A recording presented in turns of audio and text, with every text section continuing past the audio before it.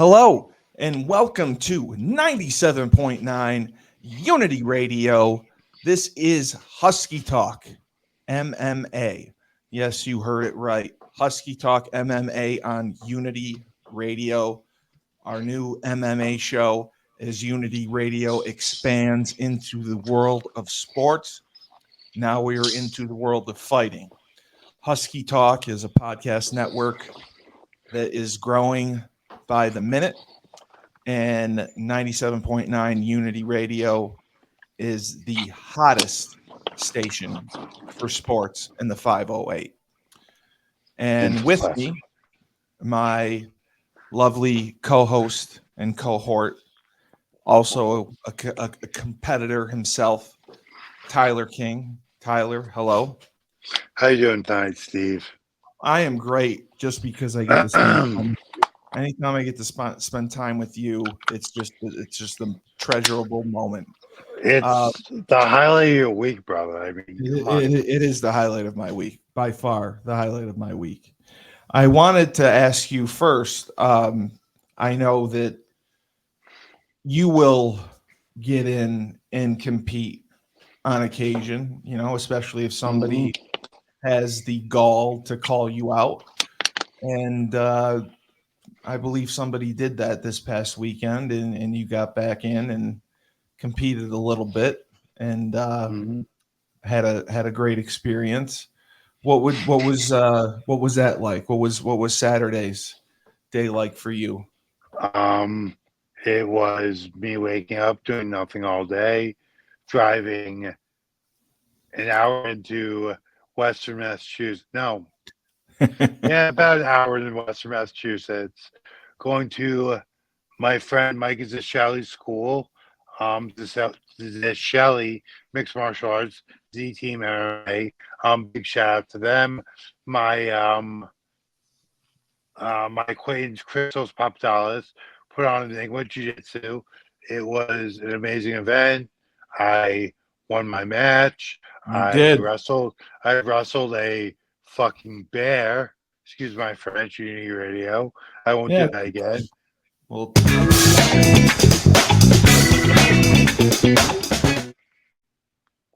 Steve, do you really have sound effects? Yep. See, we just block it out. Yep. I got sound effects. You really have sound effects. Dude, I got the best machine around. Yeah, we got sound effects. We got sound effects for days. Yeah. We're gonna have to play with that. I have to edit some of them to make them funny. We can get better than what we have. So, but funny. Yes, I do have sound effects. So what round did you win in? Well, it was ADCC rules, and it was a preliminary fight. So it was a 6-minute match. The first 3 minutes is submission only. The last 3 minutes is point system. He scored no points on me. I was actually ahead. He had 2 negatives for stalling, and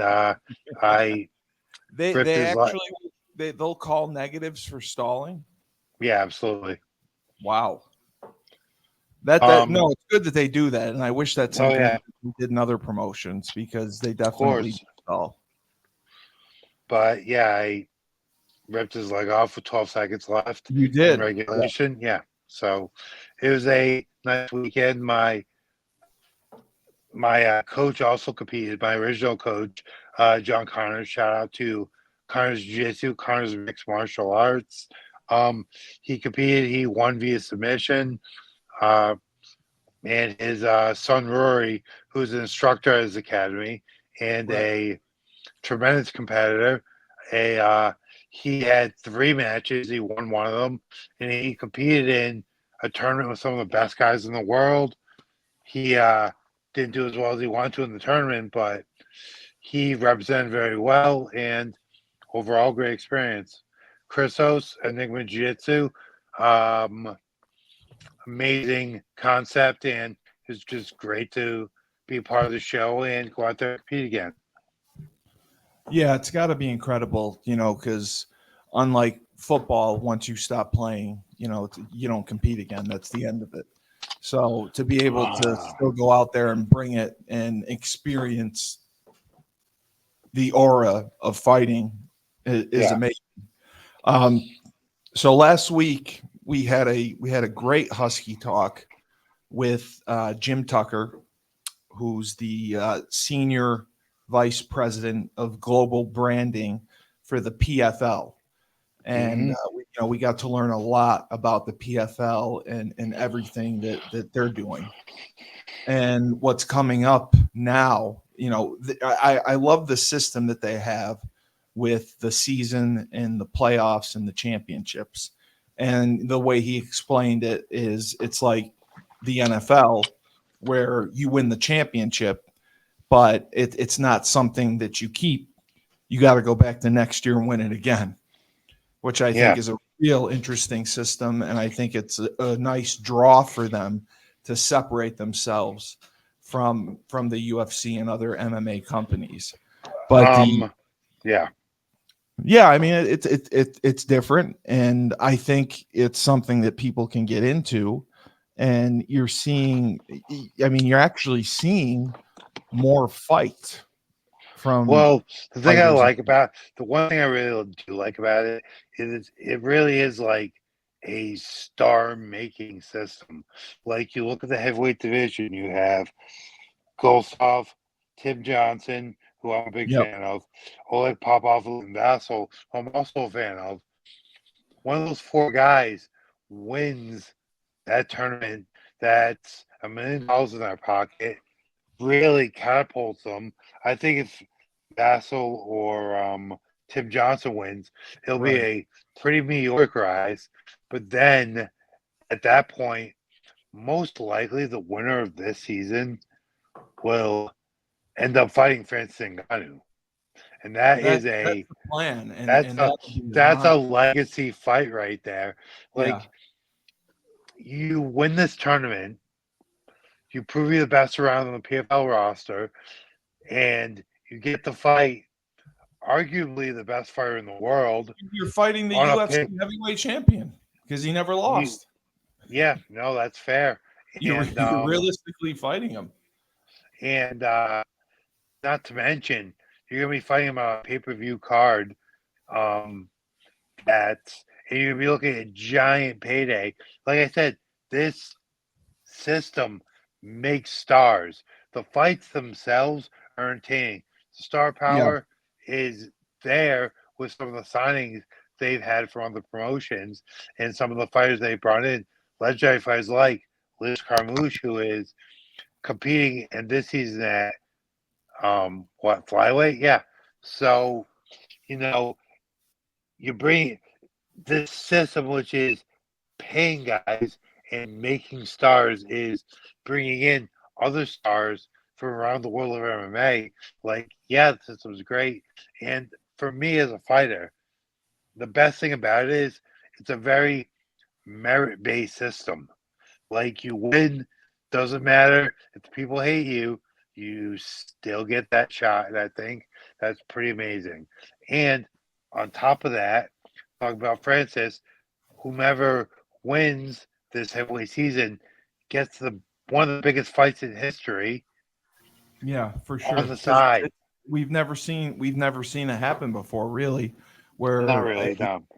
where a champion from another promotion has fought a champion from another promotion. It's just never been allowed. So I think that's incredible. What I also thought was incredible talking with Jim is that they actually have training facilities all over the world where they train the fighters themselves. They put them up, Well, train them. yeah. Oh, I'm aware. Well, the American dollar goes pretty far in Africa, so hey, Well, I mean, I know UFC has like the Apex Center, but yeah.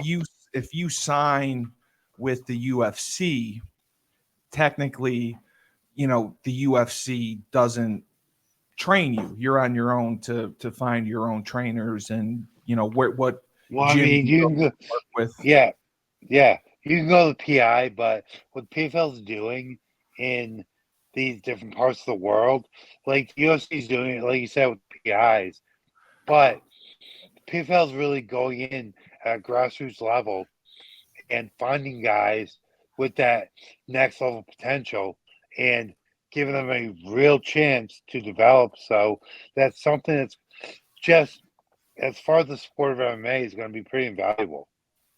Yeah, yeah, and I had watched the show about UFC, about the fighters who come on and get cut.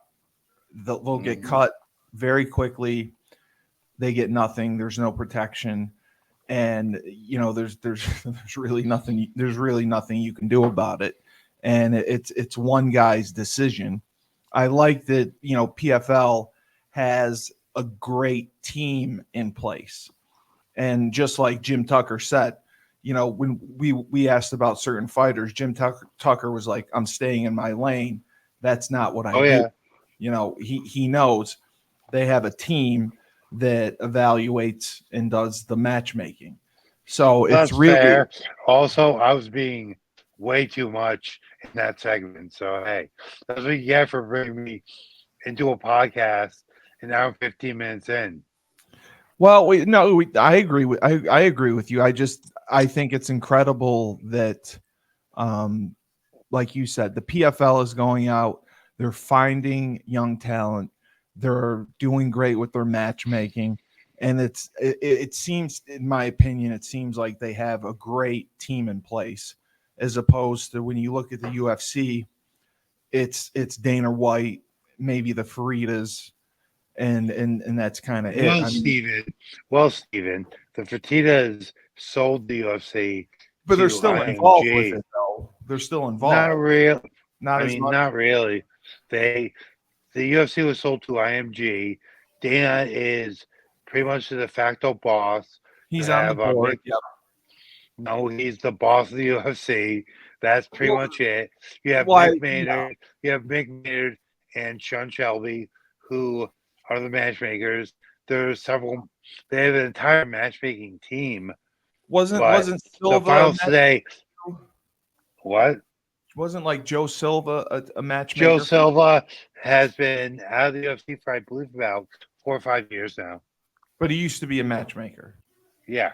Right now, it's pretty much Dana McMahon, Sean Shelby. I know there's a few other matchmakers and their teams. And at the end of the day, the final say goes to Dana. One guy. That's what I'm saying. Yeah. Well, he's the face. He makes all the decisions. Yeah. And the merger with the WWE and now becoming TKO definitely changes things, because now there is a board of directors, and Vince McMahon was paramount in getting them a fight over in Saudi Arabia. Vince is out, and what you said is all valid. Vince is out. No. Yellow. Anyway, Vince is out. Saying, well, the radio listeners can't see my face or my expressions right now or movements, but with all that you just said, at the end of the day, as far as the UFC goes, Dana, which is the MMA version of Vince, he runs the show. Yes, he makes exactly. The calls. Exactly. So, and if they push back too hard against him, he will walk. And that just is what it is. I think you would in a second. Exactly. So the UFC is still Dana's baby, but there's more people making money now. So the big event is, PFL had the regular season. Now they're going into the playoffs. They had June, July is going to be off. There's a couple fights here and there. And then the playoffs begin August 2nd. And the card is really good. And it's mixed, especially with women and men, different divisions. With the main card starting, we have Liz Carmouche, who I had always loved. She was the first one that fought Ronda. She was the one that fought Ronda Rousey first in UFC. Yes, she is. Yes, And she is. and just looking at her record, it's impressive because she's 2-0, 22-7 overall. But she's 40 years old. So when you hit that benchmark and you're 40 years old, you can't do some of the same things that you used to do. But you're a smarter fighter, you're more experienced, and she is the gorilla. What do you think the challenges are for her being age 40? Because she did some commentating and interviewing when she was at UFC. People thought she was done, and she comes back and she is on a roll right now. She legitimately has a chance to win the championship here. She doesn't have a walk in a park. She's fighting Talia Santos, who we were just talking about before we went on. Yeah. She's from Brazil. She's 31 years old. She is a force to be reckoned with. She's also 2-0. Her career record, she's 21-3. What do you see in this fight? The advantages, like who do you see as the better striker? Who do you see as a submission specialist? How long? I mean, it's going to be a 3-round fight. Do you see it going the distance? What is your prediction for this fight? So you're looking at it. Talia Santos definitely the more free, the more natural striker. Liz, more of a grinder. She's She does. sort of wrestling based, not a spectacular striker, but always moving forward. Very suffocating. Her style is very suffocating as a fighter. She's always on top of you. They both fought fought at a very high level. Talk about 40. Like Liz isn't. She doesn't seem aged or weathered, Not and at all. Not at all. she's been on. Wow, this is a 1, 2, 3, 4, 5, 6, 7, 8. She's on a 9-fight win streak right now. Yeah, So that's like, so crazy. so she's on a 9-fight win streak. Fought some absolute savages. People I know, like fighting Deanna Bennett. Deanna Bennett. Deanna is a bad bitch. And that was a title fight.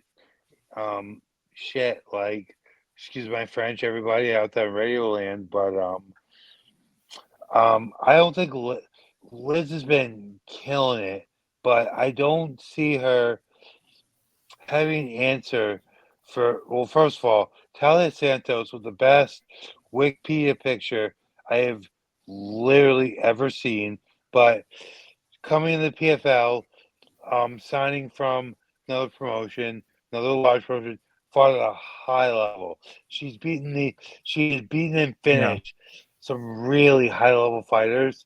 Only got stopped by, my opinion, the number 2 female fighter in the world, Valentina Shevchenko, Yes. until Right. and then on a rather she fought. Well, she took some time off, and then took an L with Iron Blanchfield. Since then, came PFL. Did what she should do, being up people that just weren't on her level. Um, if Liz can get her game plan going, get on top, and wear her out, Liz should win this. But Talia's got some great Muay Thai, great kickboxing. I kind of see Talia being able to, and not for nothing, Talia is a mountain of like she is a brick shit house. So Liz better bring her A game, but Talia's striking is just markedly better. So I think Talia will probably catch her. I would say Yeah. probably second or third round.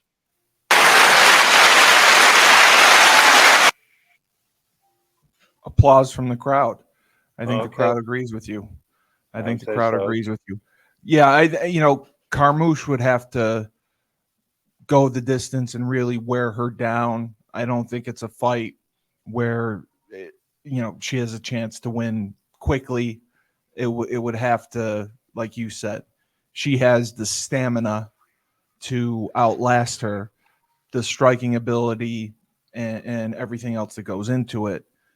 She's not on the same level, and Santos truly has the opportunity to be a real young star in the business. So it's going to be a tough fight for Well, Carmouche, and I agree with you. question, Steve. Never mind. Go ahead. Sorry about that. You can Yeah. ask me a question. What do you want? You want to ask? Oh no, like they just had the format messed up. I was gonna ask you how his age was. This guy, dude, Tally is just a brick S house Yeah, and way, way, way younger. Um, yeah. She's 31 yeah, and she's yeah. hungry, and quite frankly, she looks scary. She looks like she would rip your She head off really does. and She eat it. really like, dude. She's a that chick is a wagon, dude. Yeah, Jesus. I know. There's other words you want to say, but thank you for not saying them. No, I The didn't want to say wagon, dude. She is a wagon. Like I don't know what a wagon is. Is a wagon your bag? I have to go look at. I gotta go. Luckily, I'm broadcasting my phone right now. I'd be able to look at the odds. I would put the money on Talia Santos. Okay, I agree with you. I wholeheartedly agree with you.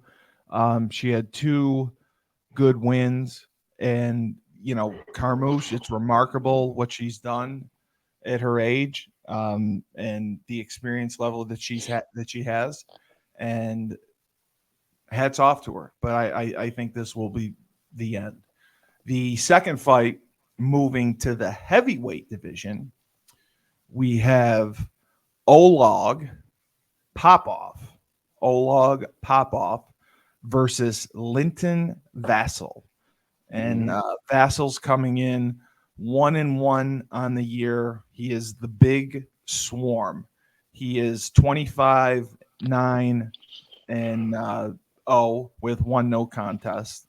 And he's from fighting out of the United Kingdom. But again, look at he's also 41 years old, 6'4", Mm-hmm. 232, long reach. It's amazing to see a fighter of that age having success and an opportunity to be in the semifinals and go into the playoffs. But then you have Popov, who is 18-1 overall. He's 2-0 on the season, 32 years old, but only 6'1", 6'1", 242. He doesn't have the reach. He's had an incredible season, and I definitely think he's the favorite after seeing some video on him. He seems like Ivan Drago, like he just seems like a force. Mm. What Well, is your well, first off, we'll give a shout out to Oleg Popov for yeah? his win over Davion Franklin. Thank you for avenging me. My last MMA fight, Davion Franklin TKO'd me. So thank you very much, Oleg, Thank for you very avenging much. me. You avenged Tyler King. You avenged Tyler King. That was very So nice of him. it really was. So I am admittedly a pretty big Lynn Vassal fan. Great striker. Yep, he's We in great actually shape. fought on the same card back in 2016 in Bellator. Um, but this leads into my next point.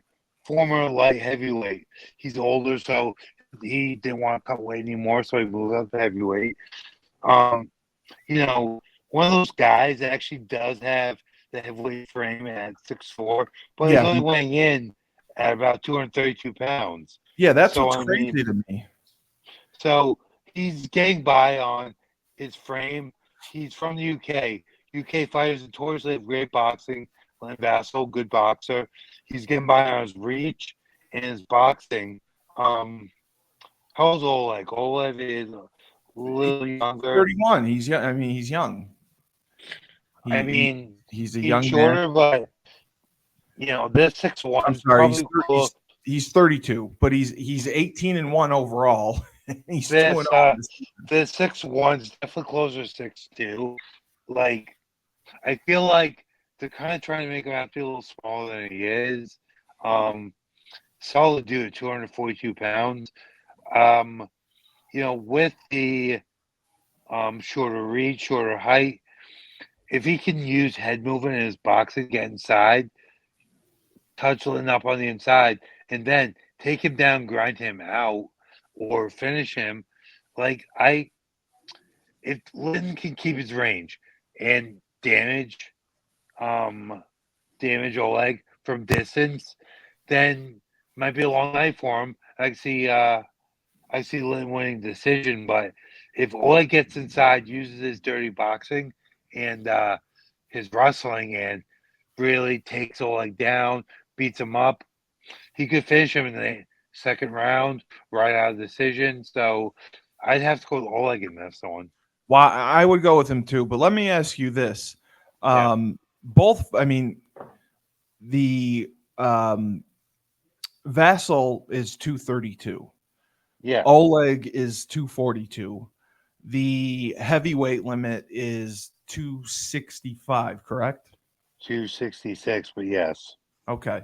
So would you see each fighter trying to gain weight to get some sort of advantage? Or maybe if they've been doing it, but we're, 3 weeks out?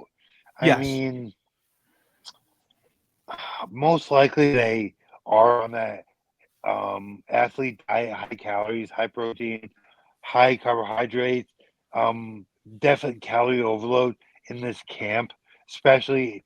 But you're in the middle of a camp, sometimes it's hard to eat. The weight, it just depends. Honestly, we don't know what the weight was 4 weeks ago. So if they put in that kind of off-season conditioning, but they're in the middle of the season. It's not really going to be a factor it's in tough this. to do that when it's in the middle of the season. You're absolutely right. To try to gain that kind of weight, despite being a heavyweight, it is. Yeah, when you're a heavyweight, you're just, I don't give a fuck as long as I'm 266. Eat as much as I can, train as much as I can. That's pretty much it. Yeah. No, for sure. But I agree with you. I think Olog's going to be the winner here. This isn't my firmest pick. If Lynn can touch him from the outside and establish his distance and do some damage, Lynn could win this.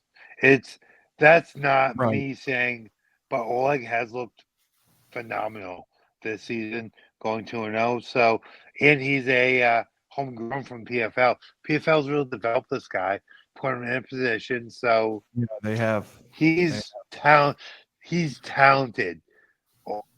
Lynn's shot is keeping distance and doing damage from range. Oleg he could box him on the inside, take him down. Oleg just has more avenues to victory. So the women's flyweight semifinal is Dishava versus Bishop. This is another good one that we're looking forward to. Jenna Bishop, she's 7-1 overall. She's 1-1 on the season, and she's from the U.S., fighting out of San Diego, California. 38 years old. Watching her, she seems more of a wrestler, submission type specialist as her strength than Dakota, who definitely is a striker and has some power. And, she's 12-0. She's 2-0, and she's 25 years old. And she just seems like a Terminator. Just seems like a Terminator smokehouse. She does, and Terminator smokehouse. And the name fits it perfect. Dangerous Dakota Deshava. What do you see for this fight? Dude, Dakota's. I hope Dakota. Not I hope Dakota's gonna win by KO TKO.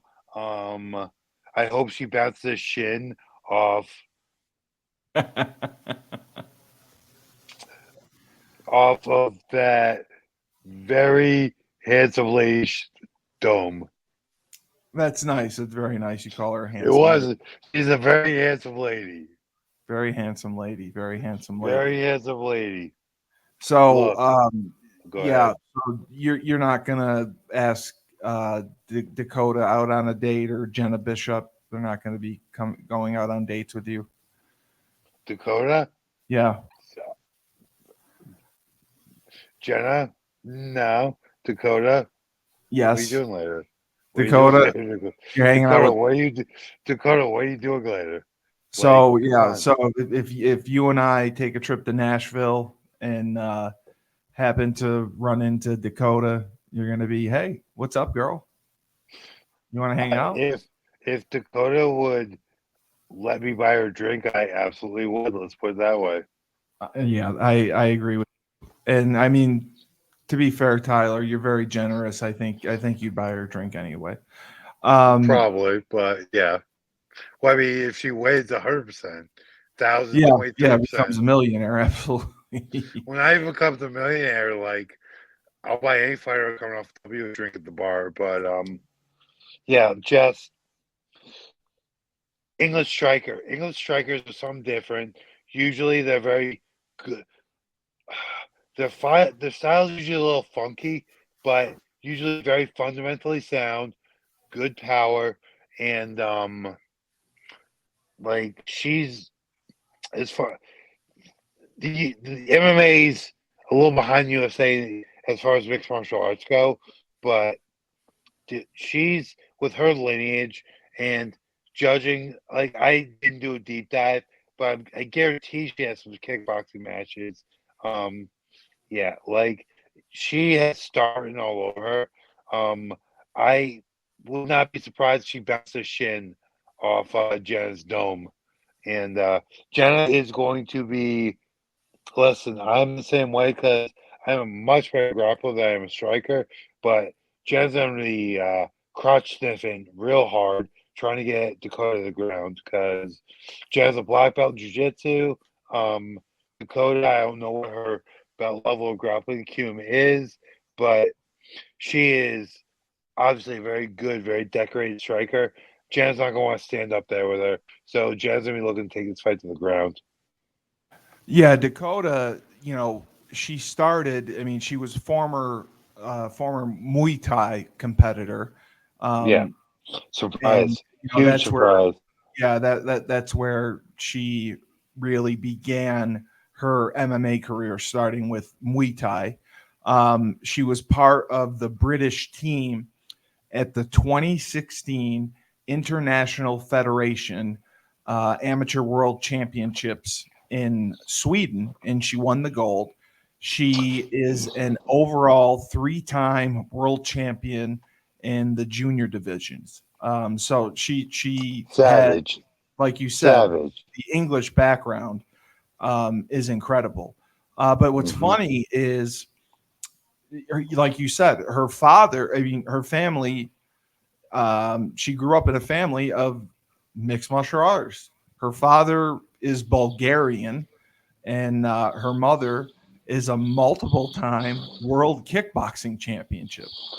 Oh God, dude! It's like a female. She's like a female Ozzy Martin. Jesus. Yeah, I mean, that was really what influenced Dakota to compete in combat sports, and she was immersed in this environment from a young age.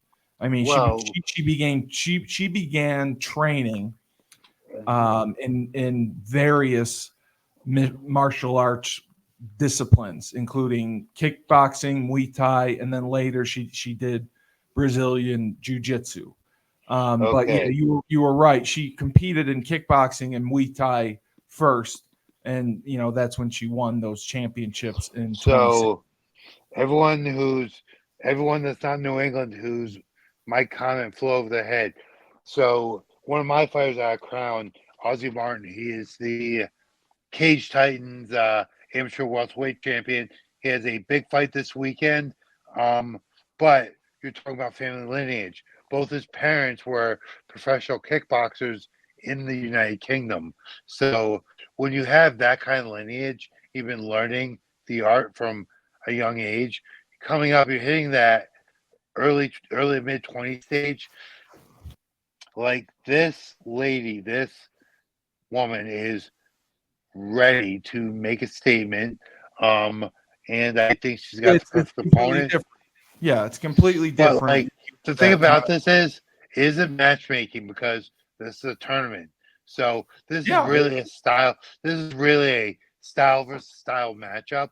Um, this could be a coming out party for Dakota. I think that's pretty apparent.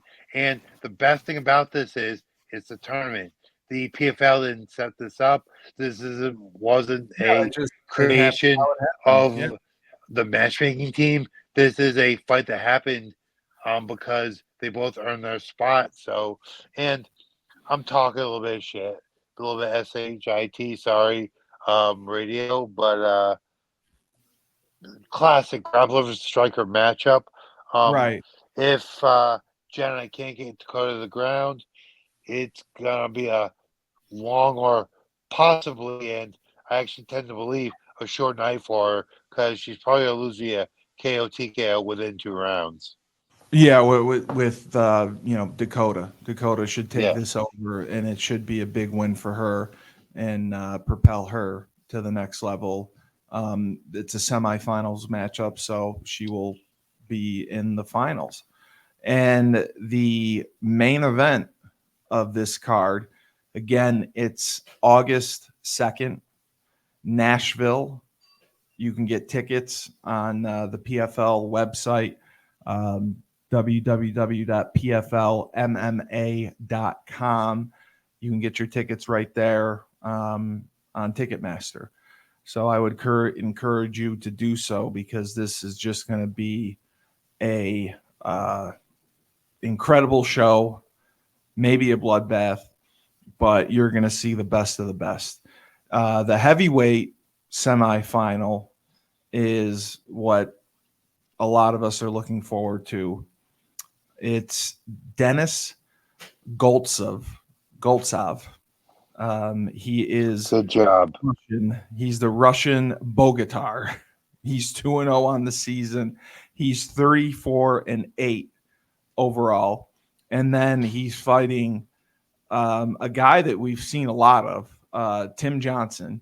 Now he's 18-9, but he's 1-0 overall on the season for heavyweights, and it's going to be interesting.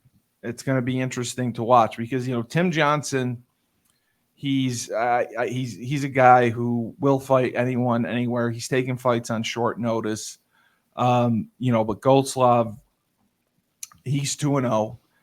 He is a very, very fierce, impressive striker.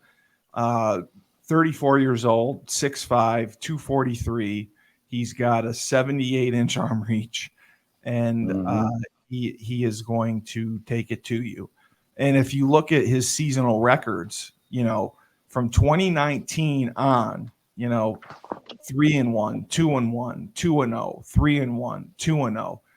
I mean, he's a force. He's an absolute force. Tim Johnson, he fights out of Las Vegas, Nevada, and I believe I'm just trying to see if this is one of his first seasons in the PFL. I'm not exactly sure, but he, my God, it's going to be down and dirty and brutal. And I like that Tim Johnson, is making a little bit of a comeback.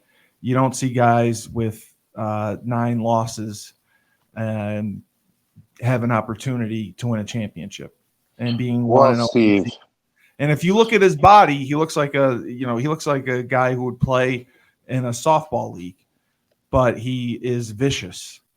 So I don't know. I mean, I think Goldslav's going to win Oh, a mile, but you tell me. okay. Well, what does that even mean, Steve? What I does know what you. mean? Well, you know me. Like, okay. So here we go, technical breakdown. Tim Johnson, we're looking 18-9. Um, you know, got himself previous contract with Bellator, obviously absorbed by the PFL.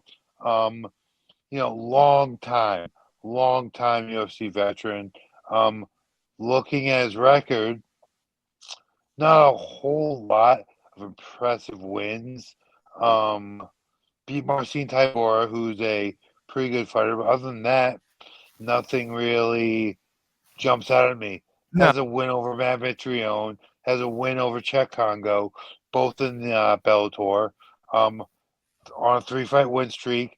His last win versus my friend Danilo Marquez. Danilo, having trained Danilo, being Danilo, and finishing Danilo. The fact they finished Danilo, like that, really says a lot.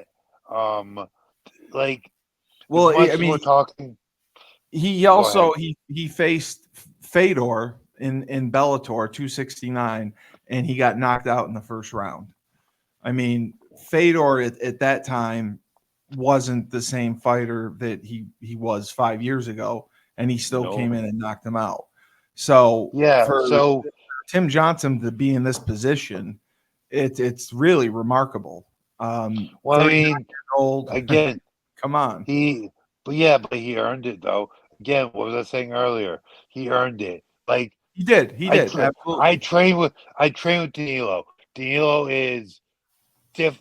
Danilo is so fucking good. Excuse my French.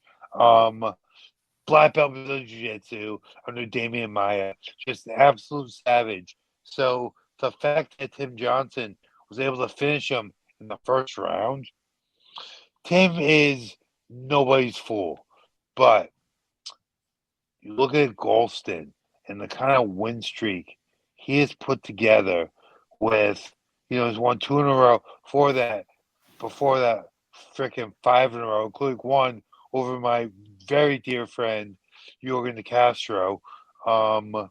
Beat Linton Vassell first fight after his loss. Beat Thiago Santos, who fought for the world championship against John Jones and finished him in the first round. I mean, the kind of late career resurgence that Tim Johnson has had, nothing Yeah. short of remarkable. And Yeah. hats off to him. But Absolutely. god damn, Golson's on a tear these days. And good night, crew. Sorry, someone just lost. Apologize, guys. But Golson is just on such a tear right now, and he's beating so many high-level guys. I don't know how you could bet against him in this one. Yeah. High profile fighters. Um, it's really a great card. Yeah, In your valid. opinion, obviously we have the main event, the semi-main event, and everything like that. Looking at the card, the main card overall, in your opinion, what will be the fight of the night? Oh, you go back and look at this. I'm Give me a putting you on the minute. spot with this one. Oh, really? You are? I Yes. never would have real figured you would do that, Well, you're Steve. you're the expert. You're the analyst. I'm just the host. So I have to ask. I have to Look at ask you. questions, and you have to Hey, give tough hey, answers. hate to say it, hate to do this, hate to say it. I gotta say Carmucha Santos, honestly. I was gonna say that too. Women, they're I both was gonna say super that too. they're both super high level. If you're fighting at 40, you gotta have a lot of talent, number one. Number two, you gotta be tough as fuck. Excuse my French again. Um Tyler is just so the way she's very good with her movement. She's got great Muay Thai kickboxing, but Liz is so strong and such a grinder. Tali could definitely catch her, but if Liz can get inside, get her hands around Talia. Talia's going for a ride, and she goes for a ride. That's not gonna finish her. They're both just so tough and both very skilled. While I give Talia the nod, like Liz is nobody's fool. Liz will not go quietly into the night, No, and she will I've not. said I've said this time and time again. Women fight with their effing souls. They do. They do. They Like leave it all out you, there. They leave it all out so there. yeah, fight of the night, easy. That's actually pretty easy. Yeah, Ozzy Carmouche and Santos. Yeah, and I agree with you. I know Carmouche will give her a challenge and a really test her mettle, but I do think Santos is going to win. Um, the other fight that I think, obviously, it's the semifinal anyway, is Deshava versus Bishop. I think that could be another one with the opportunity for the fight of the night. Because I think that Deshava 2-0. I mean, she is just a force. I think she could have, and with her background and training at every level, jujitsu, Muay Thai, kickboxing, the amateur championship she's fought, and she's undefeated. She's been Yeah. undefeated in 2 PFL seasons. So I see her definitely maybe not having the fight of the night, but she could have the knockout of the night, something like that. The finish I mean, that. I can't pronounce her name, but I don't see. I I don't see Jenna. Yeah, Jenna Maybe Bishop. no, the other lady. Deshava, Dakota. Yeah, it's Dakota. Yeah, Dakota Deshava. Oh, dude, Jenna has no chance against Dakota. Yeah, Sorry, that's yeah, I the think brain Dakota's fog. going to destroy her. Dakota's if Jenna can get it to the ground, it's a different fight. But that's Exactly. big ass. I mean, Dakota's 5'8", 125. She's got a 70-inch arm reach Yeah, for a female. That's incredible. Like, and I mean, you she's don't see undefeated. Undefeated has a tremendous multi kickboxing game. Yeah. Listen, And, Jenna gets inside, gets her arms around yeah, her. she's got to get the It's a different submission. story. And Jenna's also 38 years old, I and was fighting a that was 25-year. next. That was the next thing I was gonna allude to. I if her conditioning's on point, like she'll probably be okay. But oh god, Talia just coming at you over and over again, and I don't see her getting tired either. I see Jenna getting tired. Don't see Talia getting tired. No, Uh, not at all. Not at all. And then, it's so exciting August with the playoffs and the championships coming up. Friday, August 16th is the another event, the PFL playoffs, light heavyweights and lightweights. It's at the Hard Rock Live in Hollywood, Florida. That's the second event. The Nashville event coming up on August 2nd is in Nashville Municipal Auditorium. So I mean, they're going to big venues and they're of course, draws. And then mm-hmm. the finals, it looks like, will be the welterweights and heavyweights and featherweights in Washington D.C. That's August Uh-huh. 23rd at the Anthem. So a lot going on, and I'm excited. And Jim Tucker was nice enough to offer Of us tickets, course. and hopefully we'll be able to get down to an event. They have so much going Well, I on. mean, wait, hey, we gotta say, Jim. Listen, if that invitation's open for the finals, there's no way I won't be there. There's no way we won't be there. Yeah. So Well, Tyler, the finals are bro. I think you know this. The finals are MSG, brother. Yeah, I was just going through the playoffs. I know the finals are at MSG. I was Yeah, going through the schedule. Jim. I will take any tickets to any event, especially a great location like Nashville. But Jim, finals. Come on. Okay. But what's also interesting is PFL is going to be in Europe. PFL has European playoffs that start Mhm. in September. They go. They have them in September and they have them in December. They're opening PFL Africa with Francis Ngannou leading that charge. They're going to the Middle East. President Francis. Why is his name Francis? I don't know. Why is it President Francis. President Francis? You're right. Absolutely. Yes, President I Francis am. Ngannou of PFL Africa. And Jim's doing such a wonderful job with the global brand sponsorships because it's not easy going into other countries. And it was so interesting to hear Jim say that MMA is the third most watched sport in the world. I had no idea about that. Did you know about that? I did. It's very universal. You did know that. Oh my God. I didn't know it was that. I knew it was up there. I knew it was top 10, but I didn't know it was third. I didn't know it was third either. So we're very, very excited for PFL. We're excited for the championship. I have to also mention our sponsor. We have the Steve Darby, former teammate and owner of 42nd Brew Co., located at 77 Summer Street in Kingston, Massachusetts. They have a variety of Pilsners, IPAs, and lagers. Beautiful, beautiful, beautiful tasting room and outside seating. So if you're looking for something to do, check out Steve Darby's place, So, Second Brew Co.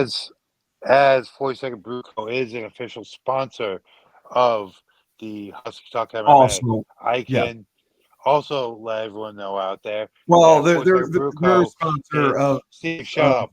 yeah, 42nd Brew Co. is also an official sponsor of Cage Titans Fighting Championship. correct. Steve does a tremendous job with personalized and branded beers based on the event and fighters fighting on the event.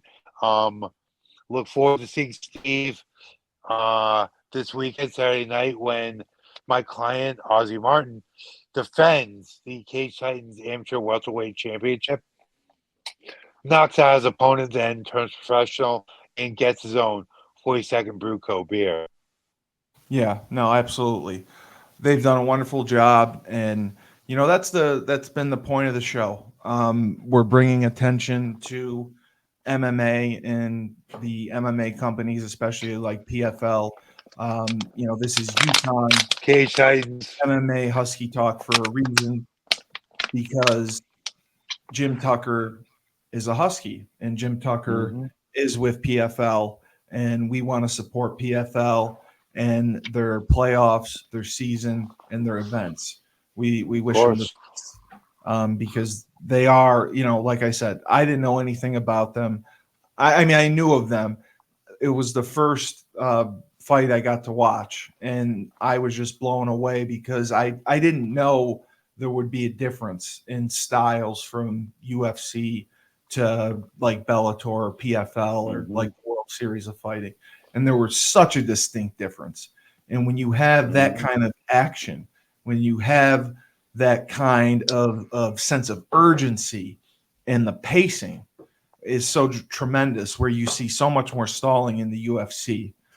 That's what won me over as a fan, and that's why we are hoping to do as much as we can to promote the PFL, their events, and especially with the Bellator season coming up in September. So there's so much going on, and I like that they're expanding globally, but they're Of doing it course. under different. It's still under the PFL brand, but they're giving it PFL Europe, PFL Africa, instead of just keeping it PFL. and I like that they're training their own fighters. They're training them in the style that they need to be trained in to Well, it's not compete. even the, Because Steve. it's different. It's not even the style. It's the fact that they are putting money up for these fighters to Exactly. develop, and they're developing fighters that wouldn't have a chance financially under any different circumstances signed with another promotion. So that's off to them because they're really developing guys on a global scale and giving them the tools they need to be successful. Right. Because Tyler, as you know, when you're on your own and you're being trained, you have several different coaches, Oh and yeah. you have a team of coaches, and they're all getting in your pocket. They all get a part of your purse, Of course. and that adds up to Of course be it a does. successful MMA fighter. You got to be in those big fights, and so much of your money is going to other people. You don't get to keep nearly anything. I mean, it's very, very difficult. And PFL is fighter friendly. They put the fighters first. They let the fighters take fights outside the promotion because they want them to be happy. They want them to have a good attitude. They want them to enjoy being in the promotion, and they want them, like you said, to maximize their value. You only have so many years. You have a small Ain't window, that the truth? Ain't that the truth? a small window to make money, and PFL is doing everything they can to do so. So the PFL, as we said, August 2nd, the playoffs start. We'll keep talking about each card going up and promoting it. August 2nd, Nashville, the Nashville Coliseum. You can get tickets right on the website, which will be in the show notes, pflmma.com. And that's also where you can find this August 16th, August 23rd. And then we'll finally get to the finals. It's just exciting. I think the seasonal model makes it much more exciting than just having a generic pay-per-view with generic fights that sometimes don't lead to anything. You know, you can have a great fight on a pay-per-view, and that fighter doesn't necessarily get a chance to go for a championship. That's It, very it, fair, Steve. it's more, there's so much more involved with negotiations, with politics and everything. It's not necessarily based on the talent of the fighter of how far they go. It's their representation, and like you said, it's one person. It's Dana White. That's it. So PFL, I like the tournament model. The fighters determine who they fight. They don't have Exactly. to get involved and make the matches. The fighters make the matches, determining on wins and losses and how far they go. So another great show in the books, Tyler. Another Not great show. horrible. Not Another great horrible. books. Another great show. Good analysis. Good analysis. Thank you. Again, we appreciate Jim Tucker taking the time to come on Husky Talk. He gave us some great insight on everything that PFL is doing, and Husky Talk MMA is going to do what we can to help promote and spread the word and make sure to promote the PFL as the playoffs emerge and the Bellator series starts. So thank you again. Thank you, Tyler King. You are Oh, the Marauder, Tyler King. I am. And everyone out there, I got to make an announcement. Oh, boy. Go to Spectation Sports, download Spectation, subscribe, so you can watch this weekend Cage Titans Fighting Oh, Championship. that's what it is. Okay. Crown Sports Management. Headlining the preliminary card is undefeated Gavin O'Connell. He'll be fighting in the main event of the preliminary card, and on the main card, defending the Cage Titans Amateur Welterweight Championship will be Ozzy Toro That's your guy. Martin, the Yeah. number one prospect, the number one amateur welterweight in the entire Northeast. If you want to see greatness, tune in, watch Gavin smother his opponent, then watch Ozzy fillet and finish his opponent within 2 rounds. And buy on expectation, put in O'Connell, put in Martin as your promo code, so my fighters get credit and get paid. Okay. Yeah. And guys, if you do that, much appreciated, much love.